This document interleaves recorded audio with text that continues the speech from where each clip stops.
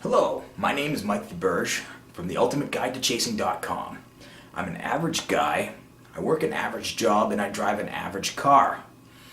I am not satisfied being average though, and I'm here to talk to you about a big idea. That idea is that you can double your money in less than a year using something called advantage play. Now, if you think about that statement, it's pretty profound. If you understand the miracle of compound interest, you realize that I'm saying you could turn $1,000 into over $1 million in less than 10 years. How does that break down?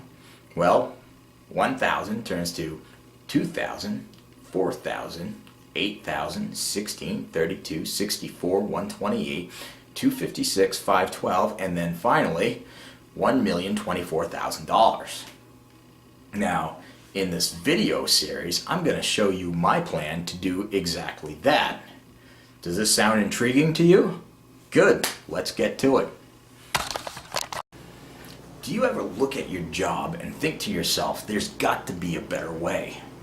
I've spent a lot of time pondering this, and I've sought out a lot of different solutions to it. I've tried day trading, I've tried network marketing, direct sales, precious metals, and I even looked into real estate. Along the way, I came across something called advantage play, better known as professional gambling. Now, advantage play is difficult, and I always thought that you had to be a genius in order to do it, because TV and movies, they portray it that way. Okay, the most common known form of advantage play is card counting, and as far as I knew, you had to be a genius in order to do it. Well, let's take a few examples. You look at the movie Rain Man, you have an idiot savant who just can miraculously count anything just by looking at it. Then you have the movie 21, where you're talking about the exploits of the MIT team, aka smart people. And our hero in there, Ben Campbell, makes a statement that only people with a gifted mind can do this, and I have a gifted mind. Well, alrighty then. Then you have the TV series Breaking Vegas from the History Channel, which tells about the exploits of different scientists and mathematicians and engineers that have all found different ways of beating the casinos. Well, that's all well and good, but these people are extraordinary. They are extremely smart, many of them with IQs well above 160, and that completely disqualifies me. Okay, I'm smarter than your average bear, or at least I like to think so, but I'm definitely not a genius. So I never even gave this a second look until I saw a movie called Holy Rollers.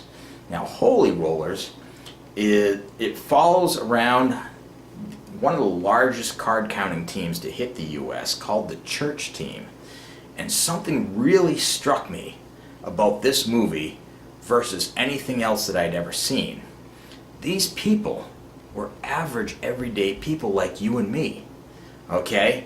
They have to be reasonably smart in order to count cards, but none of them struck me as genius level type people. They were pastors and housewives and construction workers. These are average people. And it made me think for the first time that maybe, just maybe, I might actually be able to do this. After seeing this movie, I was really intrigued by this idea. I began to look into different forms of advantage play, like card counting, sports betting, dice control, and roulette bias. Now, most of these I saw on episodes of Breaking Vegas, which kind of served as a launch pad for me. In order to find out what these things were, I needed to know that they existed, and this show was right there showing you what these guys were doing. Now, as I looked into it, what I found was that it was difficult but not impossible. Kind of like learning how to play guitar. Now, I'm a schooled musician. I went to Musicians Institute in Hollywood, California. and I'm a pretty accomplished guitar player. But back when I was first learning how to play, I really stunk. And most people usually do. Okay? When you're first starting out, you're looking at the fretboard, you're trying to figure out where to put your fingers. You know, forget playing a song. Just switching from one chord to the next is a really difficult task.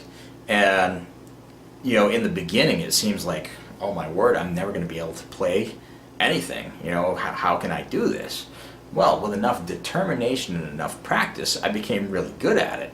And now I can switch chords without even thinking. A lot of times I'm not even looking at the fretboard when I'm doing it. And it's so ingrained in me that it's become a part of me and what I do. Now, that's the big secret, okay? Anybody with enough determination, a reasonable amount of intelligence, you know, if you're willing to put in the time, the effort, the practice, you can learn how to do this. And that is the first big secret.